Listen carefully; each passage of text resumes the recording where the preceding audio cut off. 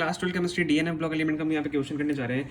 Easy सा question है, complete the following chemical reaction equations. ठीक है, जब भी मैं ऐसे क्वेश्चन कराता हूँ मैं आपको बोलता हूँ देखो जो भी आपको यहाँ पे रिएक्टेंट दिया हुआ है ना उसका आपको प्रोडक्ट पता होना चाहिए कि Cr2O7 नेगेटिव से कौन सा प्रोडक्ट हमारा फॉर्म होता है। ठीक है, बेसिक बेसिक कुछ कुछ जैसे आपका K2MnO4 हो गया तो उससे कौन सा प्रोडक्ट बनेगा, तो ऐसे अलग अलग आपके कंपाउंड्स होते हैं उनसे कुछ कुछ प्रोडक्ट बनते हैं, वो आपको लर्न नॉर्मली करने होते हैं। ठीक है, तो हमें क्या दिया हुआ है, Cr2O7 negative plus I negative plus H plus.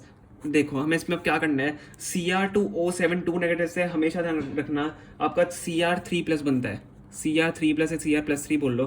ठीक है, आपका हमेशा यही इसमें प्रोडक्ट बनेगा। अब जो I है आपका I नेगेटिव उससे आपका हमेशा I2 बनेगा। ठीक है, अभी मैं बैलेंस नहीं कर रहा हूँ, अभी हमें बैलेंस भी करना है। ठीक है, मेन चीज तो यही है ना, मतलब आपको अगर यही प्रोडक्ट्स ही नहीं पता तो आप बैलेंस तो चलो बैलेंस बात अलग ही है बिल्कुल, अगर आपको प्रोडक्ट्स ही नहीं पता तो क्वेश्चन फिर सॉल्व भी नहीं होगा। बैलेंस तो आप आराम से कर लोगे अगर आपको प्रोडक्ट्स पता है तो। और प्लस जब भी आपका H प्लस या OH नेगेटिव दिया हुआ आपको हमेशा H2O बनाना है, या अगर आपको इस साइड H2O दिया हुआ है तो आपको उस साइड हमेशा OH नेगेटिव या H प्लस बनाना है, देख के कि यहाँ पे ऑक्सीजन है कि नहीं। ठीक है, अभी तो चलो H प्लस दिया हुआ है तो हमें क्या बनाना है, H2 यहाँ पे बनाना है। ठीक है, तो यही आपका इसका मेथड होता है सॉल्व करने का। ठीक है, जैसे मैं आपको बोला Cr2O7 नेगेटिव हमेशा Cr3 प्लस से इसको फॉर्म करेगा, तो आपको ये लर्न करना है। ठीक है, ये लर्न करने वाली चीज़ ही है। अब देखो यहाँ पे हम क्या करेंगे, इसको बैलेंस करेंगे। अब यहाँ पे है Cr2 तो हम यहाँ पे क्या लगा लेंगे, 2 लगा लेंगे, तो यहाँ पे कितना हो गया 2Cr हो गया, यहाँ पे भी 2Cr है, तो ये तो बैलेंस हो गया। अब I2 है यहाँ पे और यहाँ पे I है।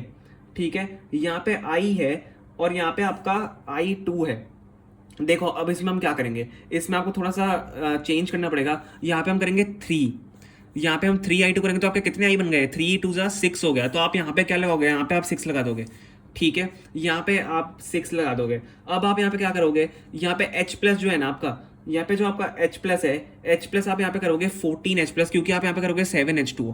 आप 7H2 यहाँ पे क्यों कर रहे हो मैं आपको बताता हूँ। 7H2 हमने इसलिए किया क्योंकि देखो यहाँ पे आपके इस साइड में कितने ऑक्सीजन है, 7 ऑक्सीजन है, और इस साइड में कितने हैं, यहाँ पे आपके 1 ही ऑक्सीजन था, तो आपने कितने करने हैं, आपको 7 करने हैं बैलेंस करने के लिए, तो 7 आप यहाँ पे कर दोगे। ठीक है, और यहाँ पे क्योंकि हम यहाँ पे 14 इसलिए लगाएंगे H प्लस में, क्योंकि यहाँ पे देखो 7 से 14 हो जाता है, तो यहाँ पे आप 14 लगा दोगे। ठीक है भाई, 14 थोड़ा सा छोटा हो जाएगा, तो आपकी ये क्या होगी, कंप्लीट इक्वेशन बैलेंस हो गई। कैसे, Cr2 है हमारे पास, यहाँ पे Cr2 है, 2Cr है, 6I है हमारे पास, यहाँ पे 3, क्योंकि हमारे पास I2 था इसलिए हमें यहाँ पे 3 लगानी पड़ेगा, तो 3I2 हमने यहाँ पे कर दिया और यहाँ पे 6 कर दिया।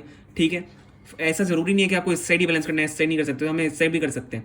14H प्लस है, हमने 14H प्लस क्यों किया मैंने आपको बता दिया, क्योंकि यहाँ पे ऑक्सीजन हमारे पास 7 थे, तो हमें यहाँ पे भी 7 चाहिए, तो 7 यहाँ पे लगाना जरूरी है। अब यहाँ पे चाहे जो भी चेंज हो, ठीक है, तो H2 यहाँ पे कैसा हो रहा है, 14 हो रहा है, तो यहाँ पे हमने 14 लगा दिया। तो ये आपकी क्या हो गई, इक्वेशन यहाँ पे बैलेंस हो गई, हाइड्रोजन यहाँ पे बैलेंस हो गया, ऑक्सीजन बैलेंस हो गया, Cr यहाँ पे बैलेंस हो गया, I यहाँ पे बैलेंस हो गया। ठीक है, तो this is your correct answer. Hope आपको समझ में आएगा, अगर समझ में आए तो प्लीज वीडियो को लाइक करना एंड प्लीज चैनल को सब्सक्राइब करना।